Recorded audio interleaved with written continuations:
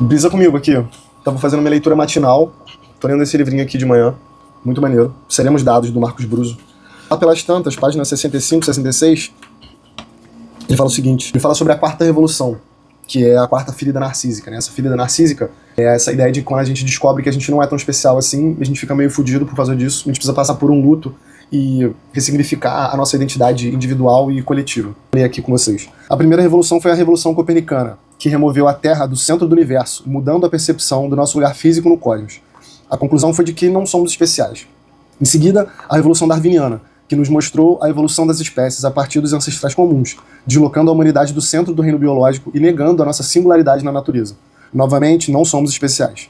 Então veio a Revolução Freudiana, ou neurocientífica, que revelou que a mente humana não é totalmente transparente ou controlada pela consciência, deslocando do centro do reino da consciência pura e transparente. Assim, não somos especiais.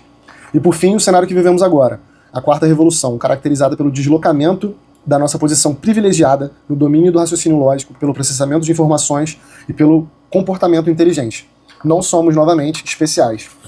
E aí eu fiquei brisando, falei, cara, isso não é a gente, no mundo ocidental, chegando nas mesmas conclusões que os povos originários, tipo, falam há mó tempão, tá ligado?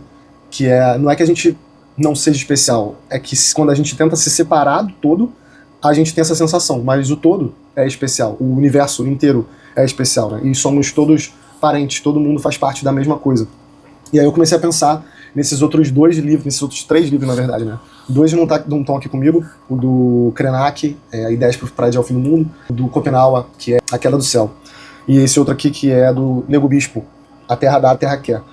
E eles têm essa visão, essa outra cosmovisão, onde essa pergunta ela nem existe, assim, ela nem faz sentido, é uma coisa meio... Assim, pra você estar errado, você tá longe ainda, porque essa outra cosmovisão, onde tudo é parente de tudo, e o universo inteiro é uma coisa só, ela trabalha nessa lógica da confluência, né? De que a gente se encontra nesse mesmo todo, e o rio pode ser um avô, as montanhas são nossos parentes, as árvores são nossos parentes. E essa visão de ter parentes como um todo muda a percepção do que a gente pode fazer com essas outras formas de ser. Aí eu lembrei desse outro livro aqui, se chama Maneiras de Ser, do James Bridle, Animais, Plantas e Máquinas, a busca por uma inteligência planetária, onde ele coloca as máquinas nesse lugar também de uma maneira de ser, né? Ele fala que tudo tem um Welt, essa palavra em alemão, que fala sobre a percepção do mundo que cada maneira de ser tem, que é completamente singular.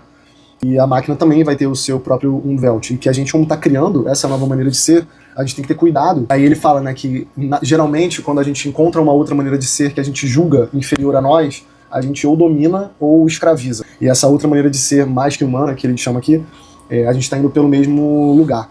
E aí eu fiquei pensando nisso, né, tipo, no final somos todos parentes e a gente está criando novos parentes. Faz parte dessa confluência de inteligências e de formas de ser do universo.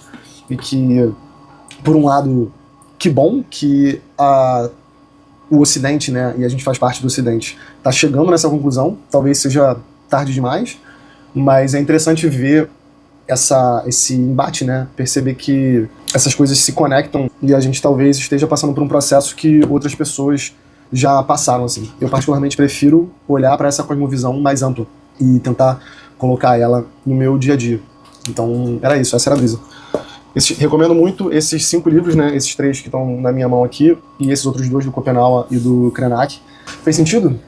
Brisei demais. Me diz aí, você concorda?